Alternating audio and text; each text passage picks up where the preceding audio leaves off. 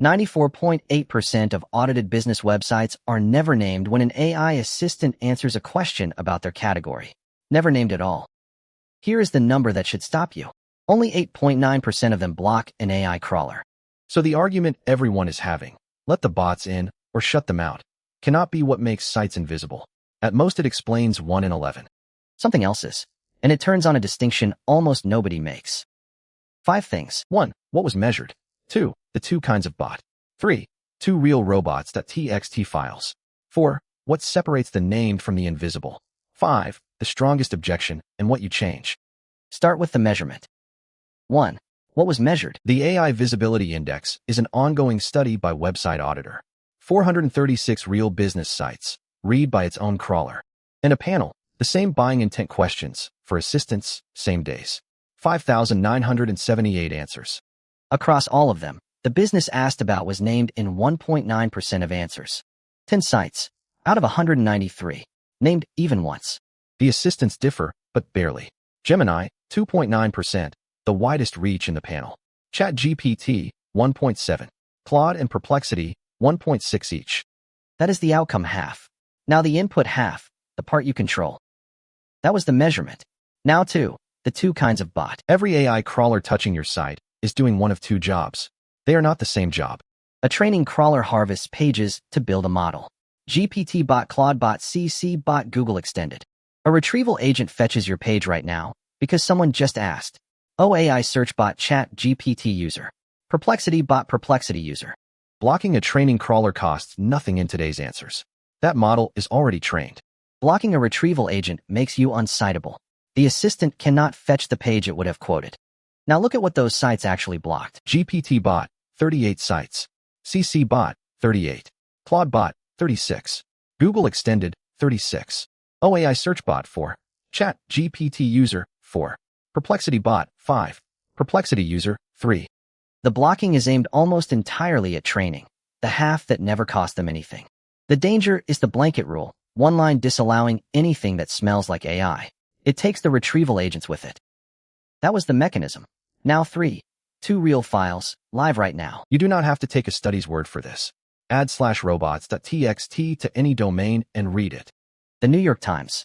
GPT bot, disallow. Claude bot, disallow. OAI search bot, disallow. Perplexity user, disallow. Both groups shut. A deliberate call by a company in litigation with an AI lab. And it means the Times cannot be cited live even when it is the best source there is. Now The Verge. Same file. Opposite shape. GPT bot, allow. The training crawler, let straight in. Then further down, CC bot, disallow. Claude bot, disallow. Perplexity user, disallow.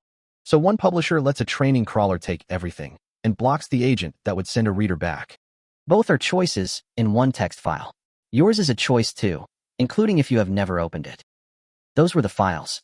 4. What separates the named from the invisible? If 9% block anything and 95% go unnamed, the gap is elsewhere. So the study measures what a crawler finds when it arrives. 79% publish a robots.txt at all. 74% publish a sitemap. 68% point the one at the other. 54.6% carry any schema.org structured data on the homepage. And 19.3% publish local business schema. The markup stating who you are, what you sell, and where, in a form a machine reads without guessing. 84 sites out of 436, in a corpus that is mostly local businesses. 4 and 5 leave an assistant nothing but prose. Presence is the outcome. Readability is the input. Only one is yours. That was readability. 5. The strongest objection, then what you change. The thread pushed back hard, and the pushback was good. One reader called the framing a statistical fallacy. Most sites hold no unique information, and an assistant naming 5 businesses is not obliged to name 400. Another called it a new generation of SEO. A third pointed out that robots.txt is a request, not a wall. The best answer came from the person who ran the study. He agreed. His words, even if you do everything right, allow the retrieval bots, perfect machine-readable schema, block nothing, you still have a 94.8% chance of never being cited. How LLMs cite, he says, is entirely opaque. So this is not a playbook that buys a citation. The person who collected the data says so first, and the corpus is self-selected on top of that. What he argues at IS is telemetry. In the Google era, you opened Search Console and saw why you were not on page 1. In the AI era, there is no panel. You are being read, and you cannot see the result. So the 4 moves are not a guarantee. They are the half you control. 1. Open your own /robots.txt and search it for the 4 retrieval agents. If a blanket rule catches them, carve them out. 2. Decide the training questions separately, on purpose. That is a licensing view, not a visibility one. 3. Publish a sitemap and point robots.txt at it. 2/3 of that corpus already do. 4. Put local business or organization schema on your homepage. For in 5 sites in that study have not. None of that buys you a citation. All of it removes the reasons you could never get one.